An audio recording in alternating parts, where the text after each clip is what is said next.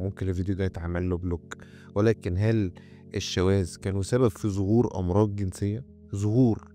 ما هو خلّي بالك، كل ما يكون في علاقات جنسية غير شرعية، طبعًا ده بيزوّد إن يحصل انتشار للأمراض الجنسية، إمم. طبعًا. ما هو الفكرة في إيه؟ هو الفطرة اللي ربنا فطرنا عليها تريّح كل إمم. حاجة.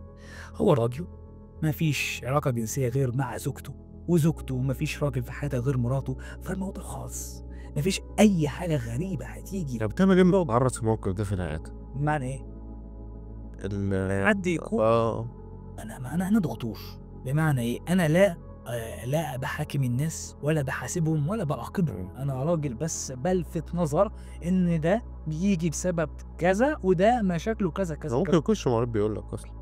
سيبك بقى. هاقول لك حاجة، هو إحنا دورنا باخد تاريخ مرضي كويس، وبعدين في علامات معيّنة بتعرّفني اللي قدّامي إيه بالضبط، هل هو بيقول الحقيقة كلّها والّا هو ما بيقولش كل الحقيقة، إمم. وده بنعرفه. لكن إحنا ما بنحاسبش الناس، لكن أنا دلوقتي إحنا بنتكلّم في إيه، أنا مش باقول إن أنا باحاسب حد أو حد، لأ، أنا باتكلّم إن في حاجات ظواهر موجودة في مجتمعاتنا نخلّي بالنا إحنا مش عايزينها تظهر.